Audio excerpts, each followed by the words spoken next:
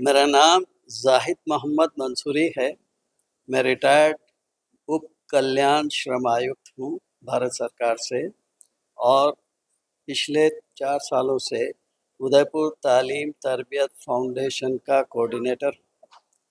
उदयपुर तालीम तरबियत फाउंडेशन का मकसद है मुस्लिम समाज में शिक्षा और सांप्रदायिक सौहार्द को प्रोत्साहन देना, और इसी ज़िम्न में हमने 2022 के बाद कई सारे ऐसे प्रोग्राम किए हैं जिसमें मुस्लिम समाज के बच्चों ने पार्टिसिपेट किया। उनको कैरियर काउंसलिंग का प्रोग्राम दिया, उनको हर तरह की शिक्षा से रिलेटेड जो भी उनकी मांग थी, जो भी उनकी तजस्सुस था उनका, वो हमने सेटिस्फाई करने का काम किया है। उदयपुर तालीम तरबियत फाउंडेशन के साथ जो है शब्बीर के मुस्तफ़ा साहब, अजय एस मुस्तफ़ा साहब, बतुल हबीब मैडम, इन सब ने हमें बहुत सहयोग दिया है। आज के 20 अक्टूबर के प्रोग्राम में हम 290 मुस्लिम समाज के बच्चे, ये सभी उदयपुर के हैं और आर्थिक दृष्टि से बहुत कमज़ोर हैं। इनके माता पिता की सालाना इनकम 4 लाख से कम है।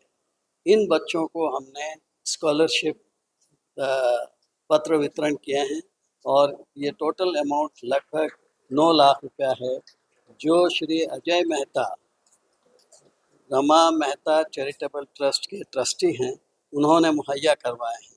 और उनकी जानिब से उदयपुर तालीम तरबियत फाउंडेशन को बहुत जितने भी समाज सेवा के हम काम करते हैं बच्चों के लिए, उसमें सहायता मिलती रहती है। और हम बच्चों से यही गुजारिश करते हैं कि भाई आप अपने समाज, अपने परिवार, अपने माता पिता और समाज का जो है सेवा का काम करें और दीनी और दुनियावी तालीम दोनों में अपना जो है रुतबा कायम करें ताकि अच्छे समाज का निर्माण हो सके।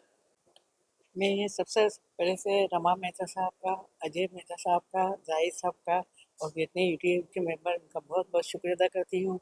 और हम ये एक मदद करते हैं कि बच्चे आगे बढ़े और बच्चे का भविष्य उज्जवल हो और मुस्लिम समाज के बच्चे आगे तरक्की करें।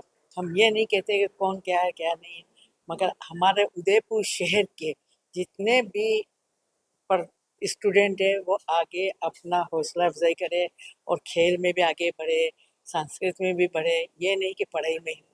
इसके लिए मैं सबसे बड़ा इस यूटीएफ का बहुत बहुत तहे दिल से धन्यवाद देते हैं।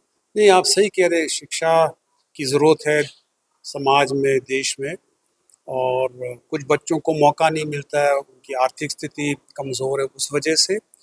और दूसरी तरफ ये भी हमें सोचना पड़ता है कि किस तरह की शिक्षा।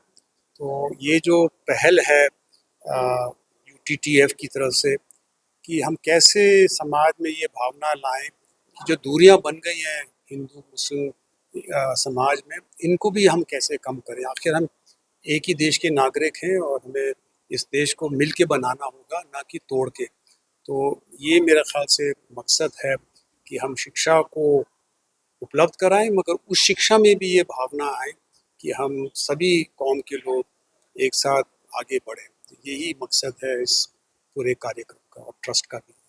सर, और भी किस तरह के आगे के प्रायोजन होंगे, क्योंकि आज वार्षिकता में देखा जाए एक पहल शुरुआत के तौर पर देखी गई, तो और किस तरह से इनको आगे लाने का काम किया जाएगा? क्योंकि कहीं ना कहीं देखा जाए तो आज जो परिस्थितियां सामने नजर आ रही है देश में, वो शिक्षा का महत्व नहीं समझने की वजह से होती है।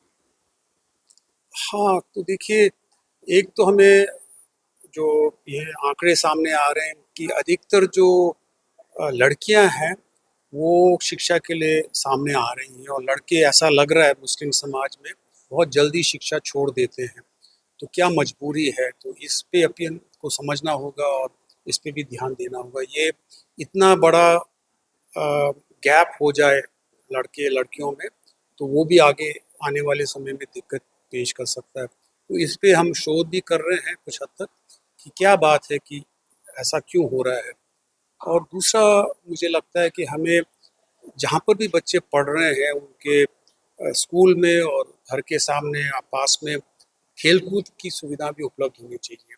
और उसमें बच्चे बहुत कुछ सीखते हैं, उनका चरित्र बनता है, उनकी भावनाएं खिलती हैं। तो उसका भी अभाव है।